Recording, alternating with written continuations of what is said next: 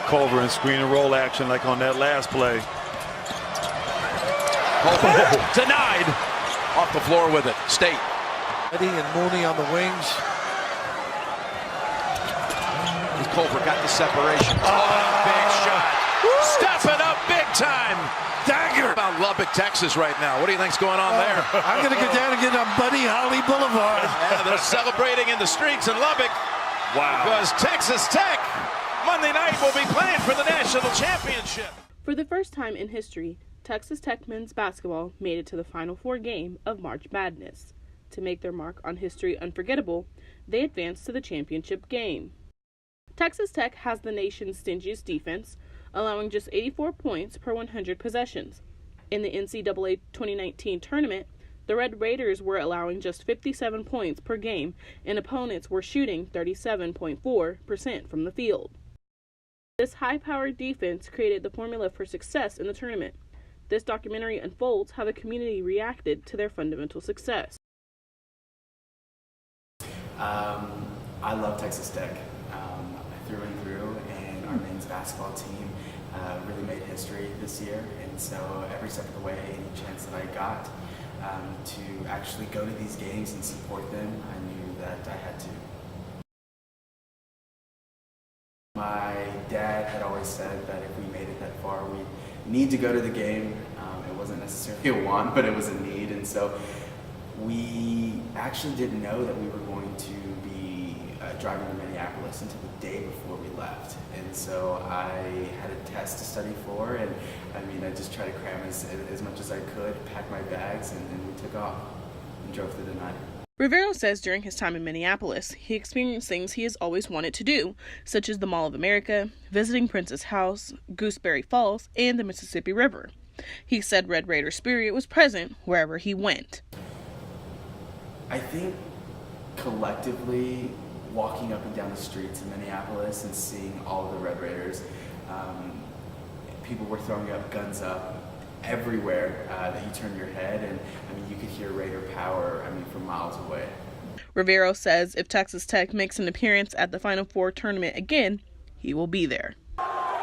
The night Texas Tech advanced to the championship, Broadway was vandalized by individuals who many assume were celebrating the win.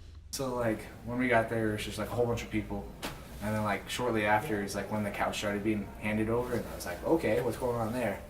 And then that's when the saw people on the roof on top of Red Raider Outfitter, and then where the chimney's gate is, people were climbing on that, and then shortly after that is when they flipped the Scion TC on its side, and I was like, okay. And then they flipped it back over, which kind of confused me, and then they flipped it over again, but yeah. But as we kind of moved to the car, there was a guy who climbed on the light pole and just started beating that for no reason. So, and then what I've heard that people saw was even more interesting. Some guy on top of Red Raider Outfitter got naked. Even before that, someone was a little happy about that with their significant other in the middle of the street. I thought to me, I think when we were walking back, literally every gutter was smashed from chest height below, destroyed. Most of the signs on Broadway were bent or something. So there was just a lot of people. The couch that got lit on fire, and then the 6 lines, that was crazy. With the Scion TC, I have a video of people dancing through the busted out windows, the back windshield, and yeah. So. Through the use of tear gas and other riot defense mechanisms, Lubbock Police Department confined the riots, according to multiple news outlets. More than 5 Lime scooters were burned, lamp posts were busted, and 1 car was destroyed. LPD later identified 8 suspects in this incident. Broadway was not the only aspect of Lubbock to receive impact from the men's advancement to the championship game.